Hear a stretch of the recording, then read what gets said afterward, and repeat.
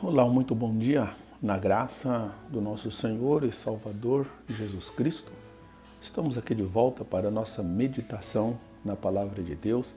Estamos meditando no livro do Apocalipse, o livro que conta aí sobre escatologia, literatura apocalíptica, sobre a história do fim, desde o início até o fim. Hoje nós vamos meditar no capítulo 14.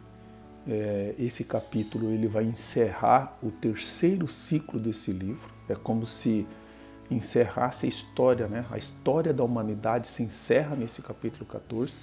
E a partir do capítulo 15 ele inicia então o quinto ciclo. Tá? Ele inicia, na verdade, o quarto ciclo no capítulo 15. Ele vai iniciar o quarto ciclo, onde ele vai começar a contar a história toda de novo até chegar ao fim. Desse capítulo 14, que é todo, né, mas eu vou ler apenas um, que é o verso 13, que diz assim: Então ouvi uma voz do céu dizendo: Escreve, bem-aventurados os mortos que desde agora morrem no Senhor. Sim, diz o Espírito, para que descansem das suas fadigas, pois as suas obras o acompanham.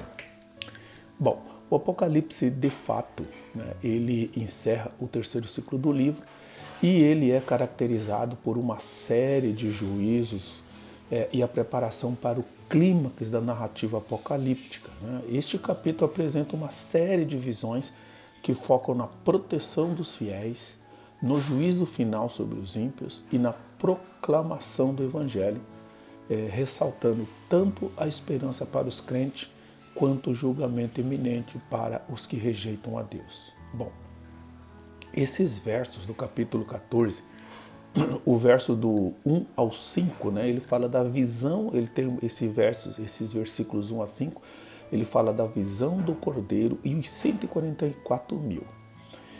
A cena que João vê começa com o Cordeiro, Jesus Cristo em pé, né, no Monte Sião, acompanhado de 144 mil selados. Né? Este número é simbolicamente interpretado como representando remanescentes fiéis de Israel e a igreja marcados por sua fidelidade a Deus. Tá? Então lembre-se que 144 mil aqui não são 144 mil judeus específicos, mas esses 144 mil representam todos aqueles judeus cristãos e todos os cristãos gentios que aceitaram Jesus, juntos eles estão servindo ao Senhor. Tá?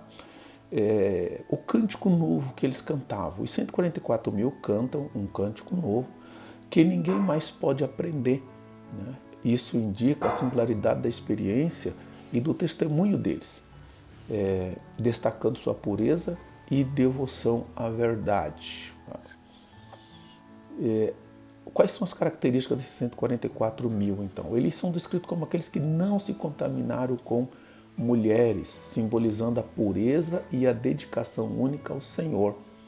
O texto enfatiza que são irrepreensíveis e seguem o Cordeiro para onde quer que ele vá, ilustrando sua sinceridade e compromisso diante de Deus. Então, até que aqui no versículo 5 ele encerra a característica desses 144 mil, que eram pessoas puras, que seguiam o Cordeiro para onde ele quer que ia, ou seja, eram pessoas que viviam a sua vida em santidade.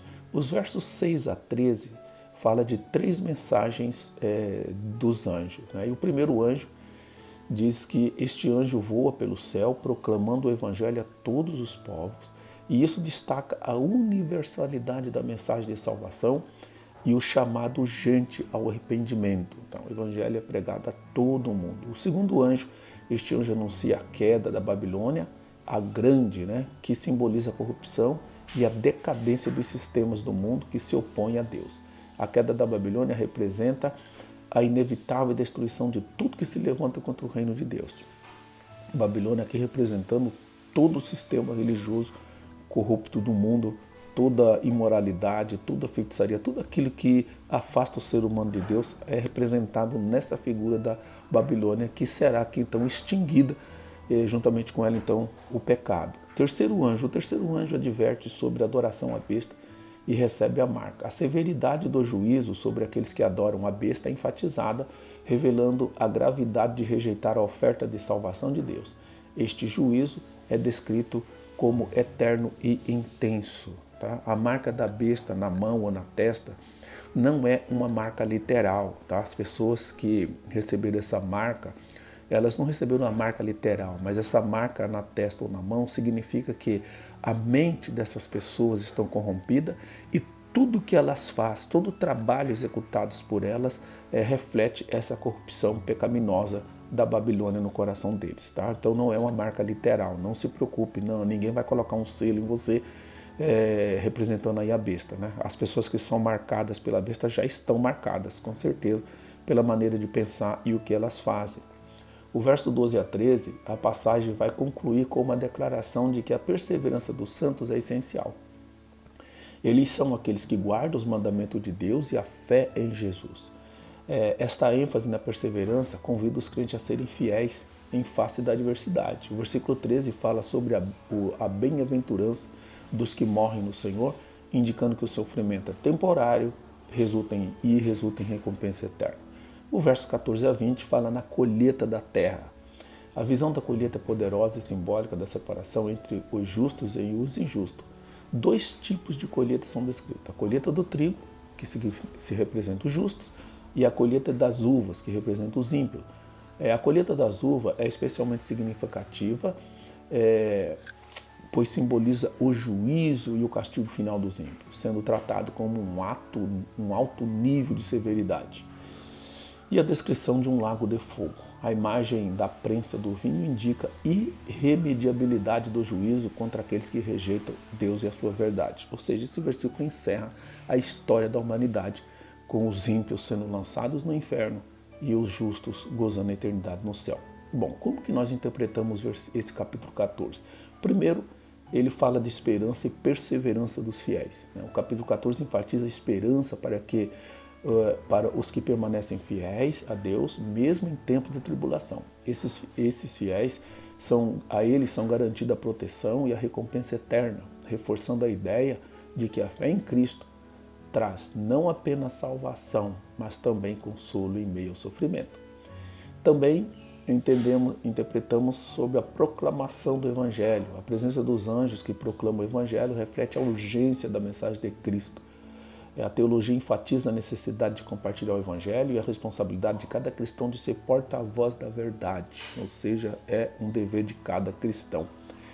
Também interpretamos como justiça e julgamento divino a descrição da queda da Babilônia e o juízo sobre aqueles que adoram a besta destaca a certeza do julgamento de Deus sobre a iniquidade. Isso serve como um aviso para todos que rejeitam a verdade de Deus e tornam-se cúmplices do mal, entende? A marca da besta não é uma marca na mão ou na testa, mas é aquelas pessoas que rejeitam a Deus e são cúmplices da maldade, praticam o mal junto. Então essas pessoas já têm a marca da besta nos seus corações, na sua mente e trabalham para promover as suas maldades. E nós interpretamos também esse capítulo 14 como a alegria da recompensa. A menção da bem-aventurança dos que morrem no Senhor destaca a realidade da vida eterna e a esperança que os crentes têm na glorificação futura. Essa esperança de vida após a morte é um aspecto central da doutrina bíblica, enfatizando que a morte não é o fim, mas a transição para a presença de Deus. Isso que interpreta o versículo 14. E nós podemos aplicar então, rapidamente, da seguinte maneira esses textos. Primeiro, há um chamado à evangelização nesse texto.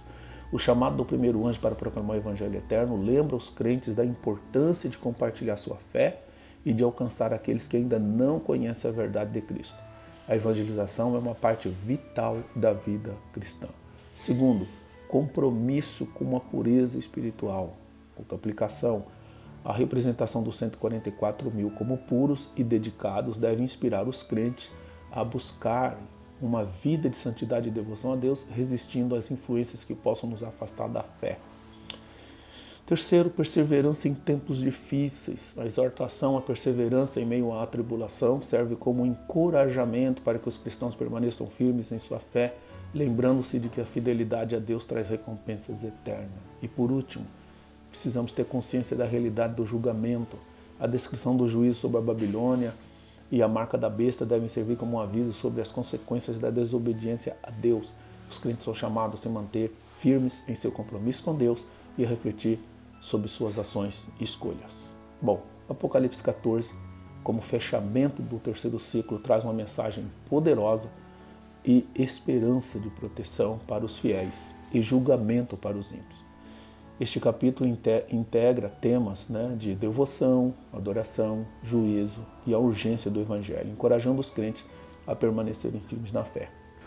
Refletir sobre Apocalipse 14, ao refletir sobre esse capítulo, os cristãos são lembrados da soberania de Deus e da esperança que tem em Cristo diante das adversidades, enquanto a certeza do juízo de Deus sobre o mal reafirma a necessidade de se viver de acordo com a sua verdade. Oremos. Senhor nosso Deus, graças te damos pela esperança que o Senhor tem colocado em nossos corações por meio da luz do Evangelho que ilumina nossa mente e perdoa os nossos pecados. Oramos por aqueles que ainda não tiveram a experiência do novo nascimento, de viverem puros como os 144 mil, Pai.